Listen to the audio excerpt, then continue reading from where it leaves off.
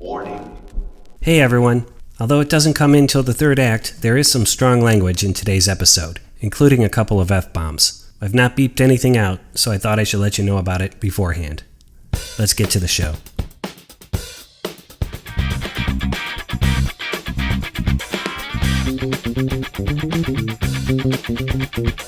Hello everybody, I'm Pete Brown, and this is my podcast, Pete Brown Says. You know, back in the mid-1990s, I was in the Peace Corps, and I lived in southern Russia, about 800 miles south of Moscow, and I learned Russian, and I spoke it pretty well. But even after 2 years of being fully immersed in the language, there were still times that I would be reaching for a word that I knew in English that I couldn't find in Russian. One time I had to call on the landline telephone one of the other Peace Corps volunteers in my city, and he lived with a Russian family, and the grandmother, the babushka, answered the phone. And she told me that he wasn't there, and I asked if she could have him call me back. And she said, no, you just call back some other time. And then I tried to say, well, it's very important that he call me back. And I could not for the life of me remember the Russian word for important. So I said, "Это очень importante." I just made it up, right? And hoped that it worked. And she seemed kind of confused, and I knew I didn't have the right language there. Actually, I should have said, "Это очень важно." Очень важно. I've been thinking a lot about made-up words lately, and they are what today's main story is about. But before we get to it, I had a quick sit-down with my wife, who teaches English as a second language at the local high school, about a made-up word that wound its way into her students' vocabulary. Let's give a listen.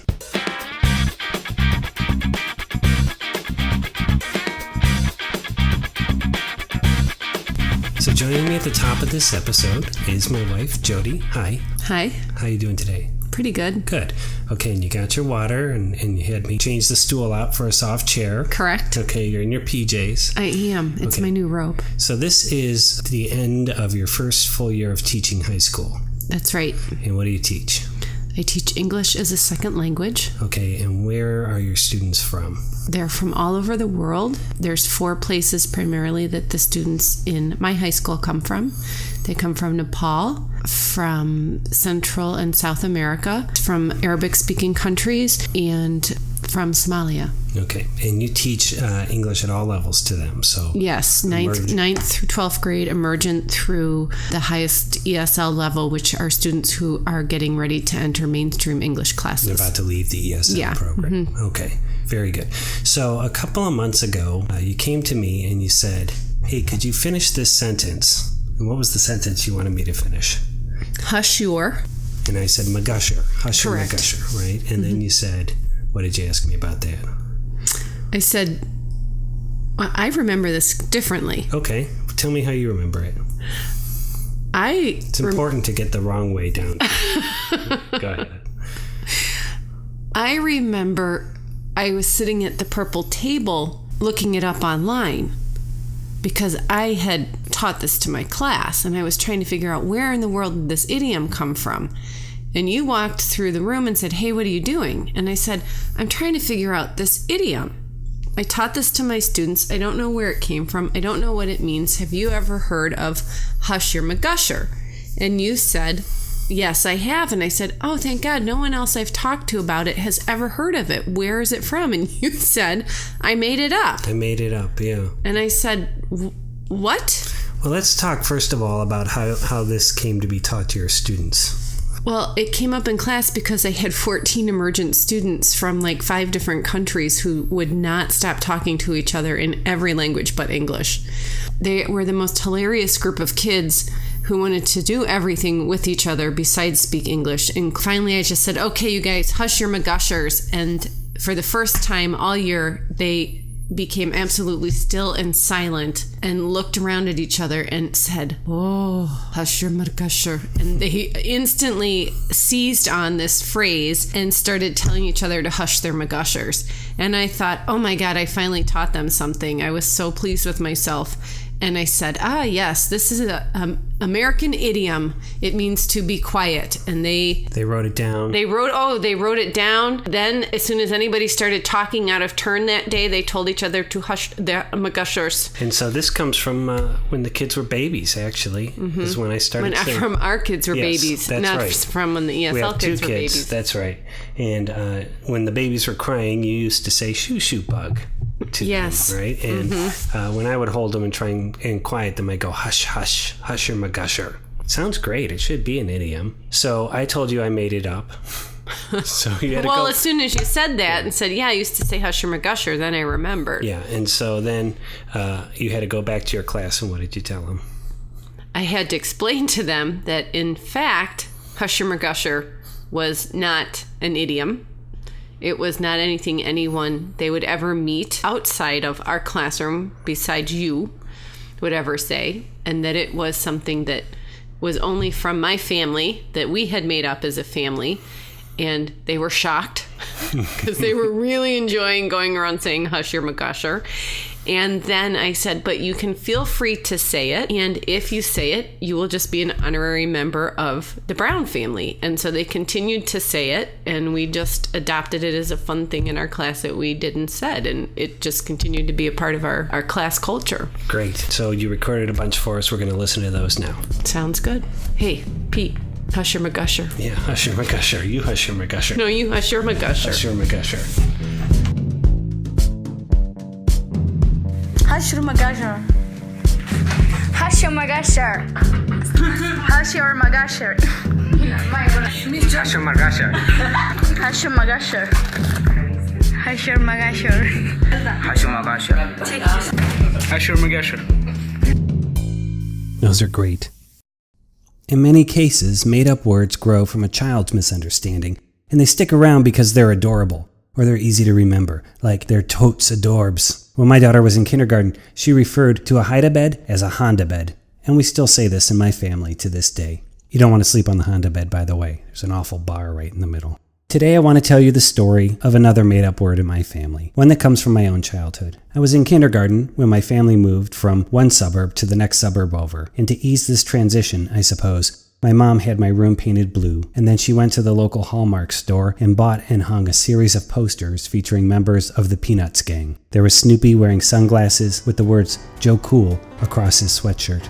Linus and his blanket sat under the quote, "Happiness is a warm blanket," which always confused me a bit, to be honest, because, the way Linus holds his blanket makes it seem like it's more for anxiety than it is for warmth. But the poster that I remember in the most detail, the one I laid in bed and looked at and thought about almost every morning, was a profile of Charlie Brown, laying in his bed, his covers pulled up around his head. The poster is keyed in dark purples and blues. There are the little lines Charles Schulz would use to indicate stress or upset in one of his Peanuts characters. Charlie Brown stares blankly out of the frame. Above him is written the phrase, "Thought for the day. Go back to bed and hope tomorrow will be better." With this poster, as an adult, I've always wondered, the fuck, Hallmark? That's the message you want kids to see? Go back to bed? Jesus. I'm always perplexed by my memory of this poster when it surfaces, and it does surface more often than I'd like to admit. It's a perfect example of when a product is ostensibly made for kids, but it's actually written for adults. Adults who might have the context and the fullness of time to shake their heads knowingly and think, "Oh yeah, I've been there, Charlie Brown. I've been there." But when you're six, you struggle with what Charlie Brown is suggesting here. Stay in bed for a whole day? What? Why? What's going on, Chuck? But then you go to school, and you ride 45 minutes on a school bus twice a day. This in the era before getting all upset about bullying was a thing. The atomic wedgie era, when your underpants could be yanked so hard that the band tears off. And when you try to escape, try to make some space between you and those who've inexplicably chosen to torment you by swinging your Evel Knievel lunchbox in wild arcs, only to see it kicked out of your hands, the lid dent and break off, and the thermos inside fall and scatter across the floor. The age when kids would gang up and pin your arms to your back and force your head into a toilet and flush it while gleefully calling out, "Swirly, swirly, swirly." And what can you do? Nothing more than endure this. Endure this, and wonder why your teacher never bothers to ask a single question about why you've returned to class from the bathroom soaking wet. You have a few of those days quite early in your life. You experience that fullness of time. You find yourself in grade 3, wearied, with stress marks around your eye, and you lay in bed and you look at this poster that some fuckers at Hallmark thought would even be remotely appropriate for kids to hang on their walls. And you think, I get it now, Chuck. I get it. This life sure seems for shit sometimes. I think back to my room and this poster often. I've spent years of my adult life fending off depression, seeing an army of therapists just to keep myself going. And it's alarming, truly alarming, how often I find myself laying in my bed, thinking about my Charlie Brown poster, thinking of the miles and miles and hours between this day and that, marveling at how a world of travels and 15,000 days can pass, and you still find yourself back here, where you started, trying to deny the truth of this day's thought. Go back to bed and hope tomorrow will be better. I feel now that I should point out that, like many kids of my time, I loved peanuts. I read the comics every morning in the Plain Dealer while I ate bowl after bowl of Cheerios and girded myself for the bus ride. My parents bought me collections of the comics for birthdays, and in our family we watched every Charlie Brown holiday special there was. Which is all to say that while Chuck and I had a shared understanding about the shittiness of the world, we also both enjoyed the heck out of Snoopy's antics, marveled at Schroeder's piano playing, and thought seriously about dropping a nickel in Lucy's can for some much-needed psychiatric advice. And I think it's because I studied those posters in my room that one day in art class, when we were given a large sheet of newsprint to make our own poster, that I started drawing peanuts. And though constrained by my 3rd grade level skills, I had somehow managed to produce a fairly accurate recreation of Snoopy sitting with Woodstock atop his doghouse. Somehow I had absorbed the tiny details of each character, the inset of Snoopy's ear, for example, and the confusion of Woodstock's feet. Kids at my table looked over and said, "Hey, that's pretty good." And I, having never really received positive praise from my peers, I didn't know what to say. So I said, "I know," and I kept drawing. Next to the doghouse, I drew Charlie Brown, holding a sign, a square of poster board tacked to a stick. The Peanuts gang could often be found in the comic strips, picketing around their neighborhood, holding up signs like, "Welcome Great Pumpkin," or "Today is Beethoven's birthday." I suppose that this was a way for the characters to create some agency for themselves, making a sign, tacking it to a stick, and wandering the streets, as if to declare, "This is who I am, this is what I'm all about." Which is probably why I drew Charlie Brown, whom I honestly don't remember doing any picketing in the comic strip itself, holding up a sign, and why I wrote on that sign, "Be nice to Charlie Brown Day." Because I think I wanted Chuck to do something about his predicament. I wanted him to declare that he was worthy of decent treatment, to give him a reason to get out of that damn bed, because he was pretty sure that today, Be Nice to Charlie Brown Day, would be okay. My poster then received the very highest honor a grade school artwork can receive. The teacher laminated it. Lamination, lamination. To forever seal your document inside 2 heat-pressed sheets of clear plastic, giving it a much better chance of making it home untorn and onto its rightful place of honor on the family refrigerator, which is where I put my poster when I got it home. I should mention here that my parents were not very big artwork on the fridge types. My dad was of the opinion that only honest and direct feedback was of value when it came to his son's artwork. I remember showing him once a drawing I made of a purple helicopter hovering over a waterfall, and he said, "This picture's a fake. The only detail is the helicopter, and it's not drawn very well." I think that was the last thing I had ever shown him. So you can imagine that I was feeling pretty confident about my laminated poster if I brought it home and put it up on the fridge by myself. Agency. Check that out, Dad. It's laminated, bitch. At dinner that evening, I waited for someone to remark on the awesome Peanuts poster that now graced the fridge, and when they didn't, I finally asked if they had seen my poster. After a pause, my dad asked, "What's Benecito?" "What?" "Benecito," my mom said. "Why is Charlie Brown saying Benecito?" And slowly it dawned on me that my handwriting, always terrible, always challenging, to this day, awful. My handwriting and the available space on Charlie Brown's poster had led me to write "Be Nice Too," with no discernible spaces between the words. And my parents were reading it as one word, Benecito. And I remember feeling so defeated by this that I just stared straight down at the pork chop on my plate while my mom worked to make this all seem funny. "We thought you're learning Italian," she said. "Benecito, Benecito." And then, "Come on, you know we're only teasing you. Benecito, Benecito."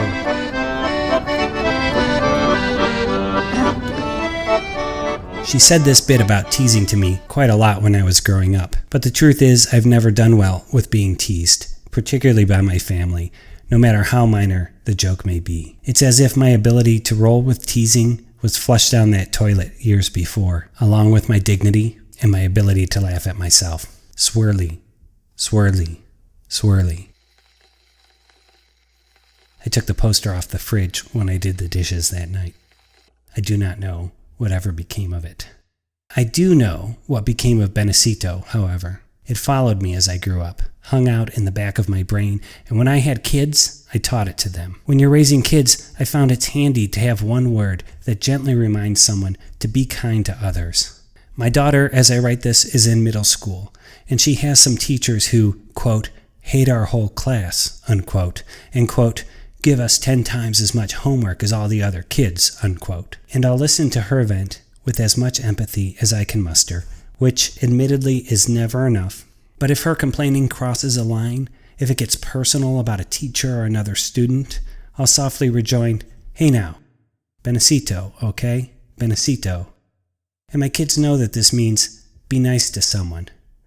Because the truth of the world is that sometimes life can be for shit, but we don't have the luxury of going back to bed and hoping for a better tomorrow. For whatever little and tiny bit it's worth in this sometimes shitty world, Benecito, I say. Benecito.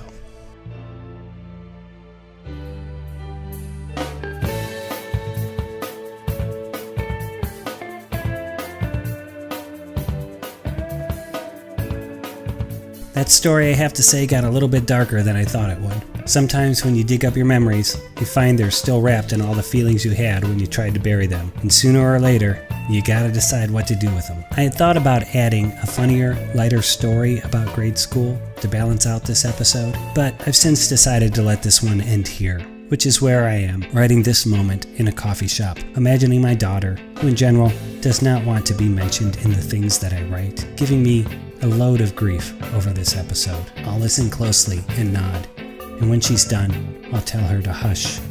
Hush your magusher. Shh.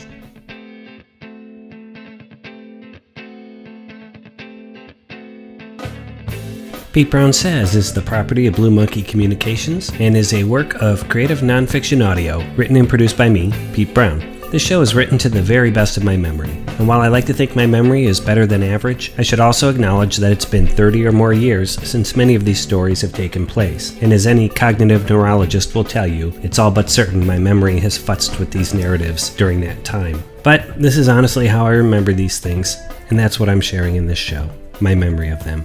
If you like the show, can I ask you to take 5 minutes and leave a review on iTunes? More than anything else you can do, this will really help get these stories in front of more people. If online reviews aren't your thing, maybe just tell a friend or two that there's this quirky new podcast that they should check out.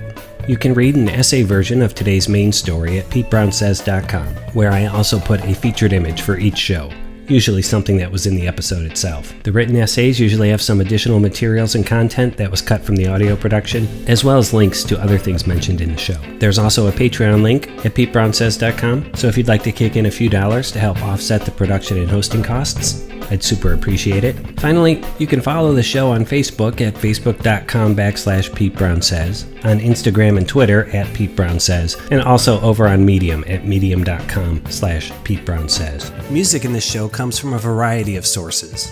The opening and interstitial music is by Brian Hake. Additional interstitials are by Kevin Davison. And the closing song, I'm Not Myself, is by Brian Hake and Kevin Davison, as performed by their now defunct band, Delicious. Additional background tracks and sound effects come from the websites audionautics.com, the YouTube Free Music Library, and freesound.org, and are licensed under Creative Commons. Please see the show notes on PeteBrownSays.com for complete attributions. Thanks again for listening, and until next time, good times, everybody. Good times.